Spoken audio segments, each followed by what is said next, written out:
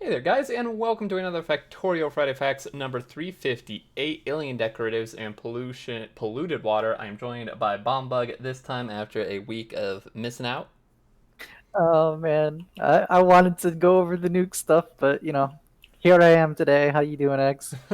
Yeah, it's sad you missed it, but I'm doing okay. I think we're both ready for the weekend. It is definitely time. I'm debating what weekend snack I should enjoy. Should be, pizza, perhaps donuts, something to ring the Saturday in. Oh yeah, I'd say both, honestly. God, that mean that I have no self control, so I got to be very careful getting both of those at once. I'm gonna be sick and then fat. And I prefer to just be one of those at a time. Yeah, that's usually good, right? Yep. Oh man. Um, so we're going to start this off written by several different people. First news here, as you can see, a little bit of sad news, but I think a smart decision. The launch party is canceled. So basically, due to the COVID pandemic around the world, they have to make the really hard plan to cancel the event. They were pretty optimistic just a few weeks back. However, the situation here is changing for the worse, unfortunately. The number of positively tested cases of COVID here in Czech has been increasing relatively high numbers every day for the past 2 weeks, and restrictions are again taking place in Prague. Face masks are required to be worn again, where more than 100 people gather indoors. No events over 500 people are permitted as of last week. So obviously that, I don't know, maybe that could um, impact it. And just the uncertainty and everything, and a lot of people not being able to attend, they decided to cancel it. For anyone who already purchased tickets for the event itself, the full ticket price for the event will be refunded. So that's good. Um, I say hopefully it'll be another opportunity to meet you in the foreseeable future. But for now, please accept our apologies for any inconveniences caused. This wasn't an easy decision for us to make, but we believe it is the right one, and I would agree. Definitely not easy. It is disappointing, but I think it was the right decision for sure. I agree. That is real sad for a big hypey 1.0 release event for an awesome game. A lot of people love this, and we're planning on joining in. Uh, it's real sad to have to cancel that. I hope that they come up with some other, event, even if it's just amongst themselves, to appreciate this awesome release that they're doing. I know Warframe does a lot of their conferences and showcases right now digitally, and I think that works pretty well for them. Mm-hmm. But Factorio hasn't really built up the what would you call it? The experience of hosting, digital events, and they're not easy to do. So Yeah, maybe sometime in the future, we'll see.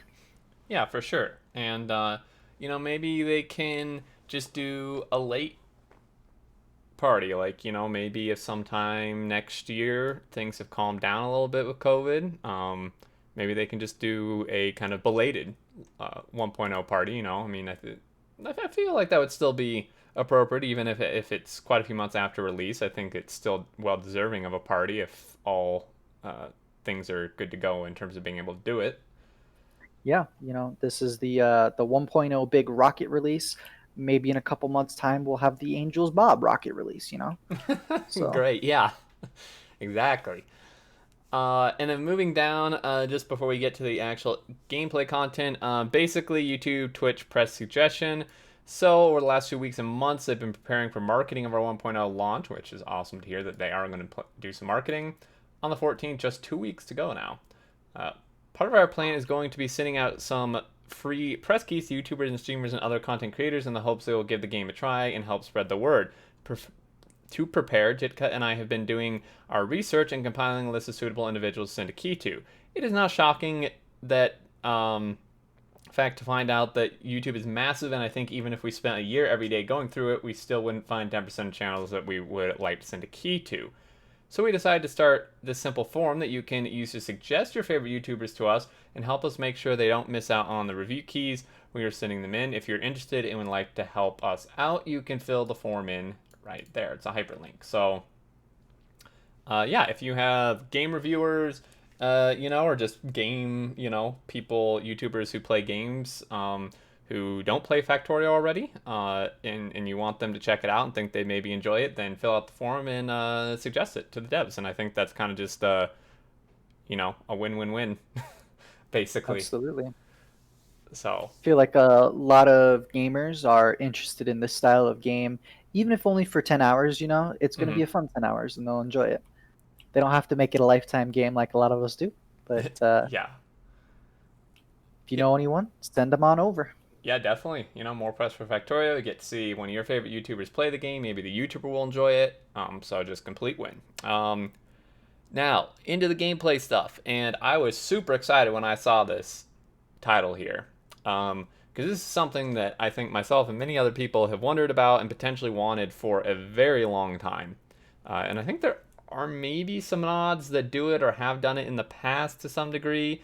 But this is now going to be a vanilla thing. And I actually never thought they would do this. I thought they would just choose to never do this. So this is really cool to see. Polluted water from V Imposila. As we're done with redesigning graphics from 1.0, what about the assembler? I I know they're doing that after You're never gonna 1.0, get so off that, man. no, I'm not. I don't know if it's happening. It's just a joke, a meme now. I'm just giving them a hard time. I know they can't finish that beforehand, which is fine. We can focus on other graphical improvements. Because we are so close to release, it's a good idea to focus on things that are unlikely to break the game and don't cost too much time while having as large as impact as possible. One of the biggest themes of the game is pollution. Considering that it's one of the least visible elements in the game, you can only see it in the map view and on dying trees, which dying trees actually aren't that apparent. Honestly, like there's a little difference, but they do kind of just fade sometimes in the background. Yeah, I remember one time when the patch notes, the Friday Facts referenced that. We were reading it together, and I said I didn't even know that that was a thing. Like I'd seen big lush green trees, and I'd seen sickly dead trees. I had Mm-hmm. no idea it was connected to pollution. Yeah, exactly. Yeah, so it's not super obvious. And it would be lovely if we could make grass or decoratives die too, but that's something way too technically complicated for now. But one thing that could and does show pollution is water. For a very long time, we've had green water tiles in the game. We've used them in campaign missions. So this is just an example. Normal water and then just green water tiles, as they mentioned, that is just currently implemented. Not very good looking, you know. It's very obvious there's squares and there's like no blending and it's pretty bad. And they say that as it's just tiles, it wasn't really feasible to use both of them because transitions between them would be too abrupt. Not to mention water tiles would have to generate that way and dynamically change the map gets more polluted, leading into more technical problems, which we don't need. So, moving down, manually place tiles in the map editor. So this is just a manual placing test. In the map editor, you can kind of see here, partly polluted, more and more polluted as we scroll over. I know we both love these scrolly things. It's such a cool part of these to be able to actually highlight their differences and changes. Yeah, it's super, super cool. So, yeah, we can kind of see what that starts to look like there. However, since Water's been updated to use a shader recently, Friday Facts 323, we can make it look polluted dynamically. After some typical Posila dark magic of interpolating and converting the pollution values on chunks, we could blend between a primary and secondary tint of water tiles. This way, it also directly tied to the red cloud you can see on the map, so it's consistent. As we can see here, on a very zoomed out view of, pretty clear the water that's polluted versus not, and I think it looks pretty dang cool. Yep, it reminds me of home. Yeah. Yeah. Man. Polluted water is not a good thing. It's kind of gross and not good for the environment. But, we don't care about that in Factorio. No, in fact, we're gonna pollute as much as we can, and then we're gonna install the space exploration mod. We're gonna head off to another place that isn't polluted yet. And then Get to do the work same over thing. there. Yeah, exactly. Um, so the green water tiles still exist if scenarios want to use them. They just always show as polluted. You can see the image, polluted water slowly spreading. The pollution effect won't show if the show animated water settings off or if pollution is disabled in map settings. Mods can also adjust or disable the effect um, by changing the secondary water tints in the tile prototypes. So modders can figure that out. Now, I did see multiple people on Reddit and forum responses for this saying that they actually don't like the green and they would prefer maybe some sort of brownish or dark gray. Uh, Mostly because I think the reasoning was that green doesn't.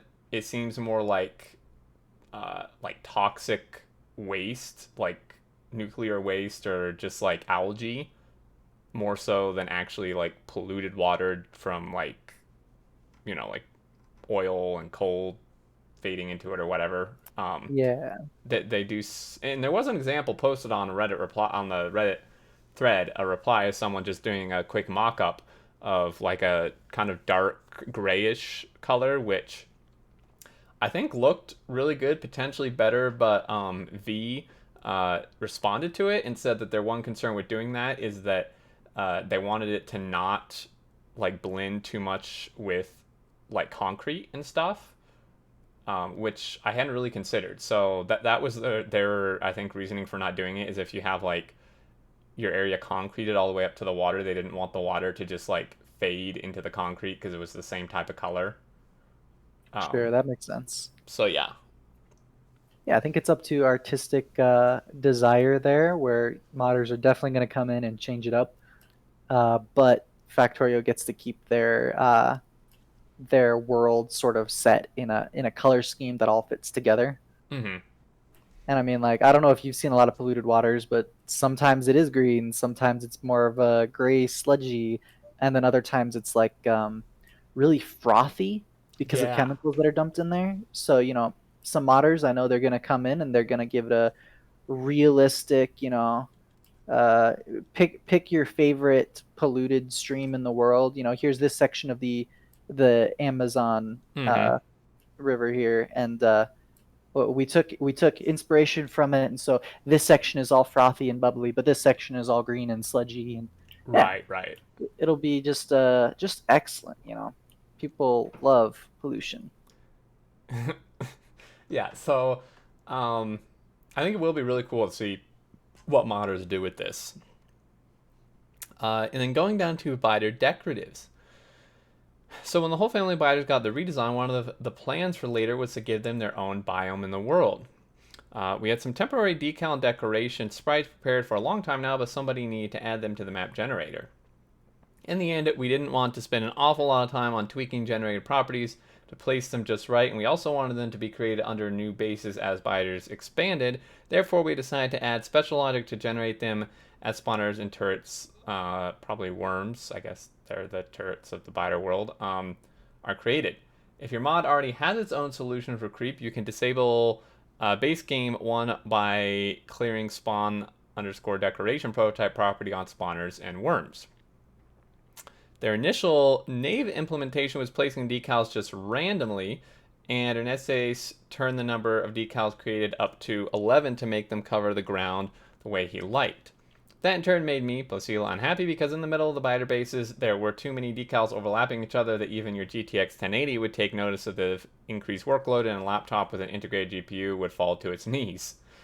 Um, that made me realize that the artist probably wished our tile render had a texture splattering feature, but I wasn't really ready to change the specification for tile render yet again and rework it to add more new features into this close to the release. We also really didn't want to add an option to disable the rendering of decals, as that together with already existing option to disable decoratives would make terrain look completely plain. So instead, they changed the decal placement using poison description sampling, which produces points that are randomly placed somewhat evenly spaced out from each other, and this fixed the excess overlapping. Uh, Once we knew it could actually be generated, including bases created by biter expansions, Renesas could finalize the graphics, mucus, mold, eggs, worms, all kinds of disgusting bodily fluids and slimes. You can see this is immediately looks much more like a nest. Uh, yeah, this is real gross. I love it. Yeah. As This a this is excellent. and I think it's a just with like this alone, it's like a massive improvement to how the world sort of feels. Yeah, I definitely agree. This adds a lot of variety to it, texture. I'm playing Factorio 2 at the moment on my stream as a series, and it adds in creep, which I think is cool. To be honest, I definitely like the vanilla creep better than the one Factorio adds. Nice. I think this one is just much more natural looking and blends better than the one added by the mod. And this is super cool. So I'm a little curious. They didn't mention it, so I doubt it. But I'm curious if it's gonna have any effect, like, um, like different terrains already. I think maybe. No, I don't think they change your movement speed. They do change pollution spread though. Um, so I'm wondering if like pollution may like act differently over this type of thing, or if it will like decrease your movement speed or anything. Since they didn't mention it, I kind of doubt it. But even just the visual effect is really cool. Yeah, and that's really awesome that modders who spent a whole bunch of time still can't top the awesome Factorio team coming up with something that just looks great in their world. You know. Yeah, exactly. Yeah, so it definitely shows just the quality of just having it in the base game. Um, so they decided not to bother with migration as we need to focus also on other things like fixing bugs. So existing biter bases on older maps loaded in 1.0 won't have those decoratives. They imagine a lot of people want to start a fresh map anyway, and it's a nice identifier of a 1.0 map, which totally makes sense. All good points, and even if you are just transferring your map into 1.0, this is something where it's not like a huge issue. It's not like, oh well, you're not getting these like specific items or something. It's just visual, and it's only where biters are. So I think even if you miss out on it, it's not that huge of a deal. Yeah, I think just having all these little things that are coming out in 1.0, even though we don't need to wait that long, we're waiting like 2 weeks, right? Mm-hmm. Uh, it's gonna make people excited to open Factorio on day one. You, Oh you yeah, get to see some cool stuff. yeah for sure. The polluted water, the biter decoratives, creep stuff, the nuke.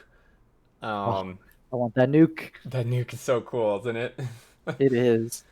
uh, and yeah, probably some other stuff they're gonna throw into 1.0. So I'm hoping for some secret stuff. And yeah, I mean that is just all great stuff. Definitely exciting to launch in 1.0, start a new map, see all the new stuff, and just these last several Friday facts. Pretty much no complaints. Really, really liking everything they're doing here. I think it's just fantastic. Yep. Everything from managing their game well to being socially responsible Yes. and making sure to not cause harm upon their customers or the world in general. Mm-hmm. They've just done a really good job. Yes, exactly. So really good job overall. Super excited for 1.0, and yeah, I believe that's gonna do it. Do you have any other thoughts? One thing I did want to point out on this one is I think it's pretty cool that they've got 4 people on this post. You know, Mm-hmm. they've got Jika and Clonin and V and Posilla, and it's awesome that I'm sure they could really take anyone on their team and have them talk about what they did that week and have an interesting post. And we get to see a large variety versus a lot of other games where they do blog posts. They're for one, they're not nearly as scheduled and they don't come nearly as often as Factorios do. Mm-hmm. And it's usually just from one person who's usually more of like a community manager kind of thing. But here Right. we get it like straight from any team member, really. Yeah, I agree. I'm glad you pointed that out because it is really cool that uh, multiple different team members all share what they work on, personally, and I think it's just a really neat thing that, like you said, is pretty unique to the Factorio team. Yep, it lets us appreciate everything from a little bit of graphic design to a little bit of game design itself to algorithms. So Yeah. it's a cool view of really what's going on inside of a game like this, which is a very complicated game. Yes, extremely. So, um, yeah, I think that's gonna do it. As always, fantastic job to the devs. Thank you everyone for watching. Leave your thoughts and such below, and of course on the forums and Reddit for the devs, and fill out that form if you have any YouTuber suggestions who may want to, play and show off the game. And until next time, we will see you later. Catch you later.